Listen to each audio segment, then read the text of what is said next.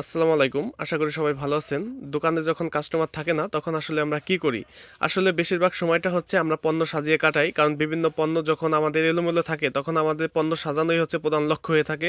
কারণ যখন কাস্টমার দোকানে আসে, তখন তাদের বিভিন্ন ধরনের পণ্য দেখাইতে হয়। যেমন একটা পণ্য দেখতে আসলে আমাদের ৫ টা পণ্য বের করতে হয়। তখন যখন ওই মুহূর্তে আমরা পণ্যগুলো তাকে উঠাই, তখন সে পণ্যগুলো তাকে ঠিকভাবে থাকে না। কারণ দ্রুত সময়ের মধ্যে তাকে আমরা ফিরাই। আবার যখন দিন শেষে হচ্ছে আমরা রাত্রে বাড়ি যাই, বাড়ি যাওয়ার আগ মুহূর্তে হচ্ছে পণ্যগুলোকে আমরা সাজাই যাই।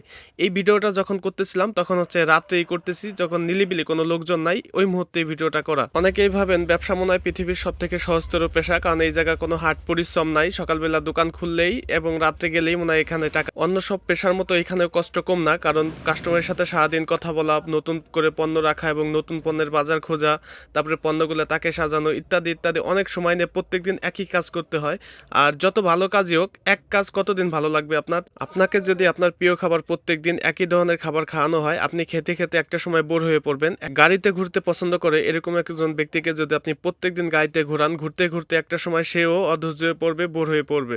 তো প্রত্যেকটা জিনিস এরকম, একটা জিনিস বারবার করতে তার কারোরই ভাল লাগে না। তো ব্যবসা পেশাটাও ঠিক একই ধরনের, করতে করতে আর কারোরই ভাল লাগে না একটা সময় এসে। তো ভালো থাকেন সবাই, দেখা হবে আবার নতুন কোনো ভিডিওতে। ভিডিওটি ভালো লাগলে চ্যানেলটিকে ফলো দিয়ে রাখতে পারেন এবং দেখা হবে আবার নতুন নতুন ভিডিও নিয়ে আপনাদের সাথে। তো ভালো থাকেন সবাই।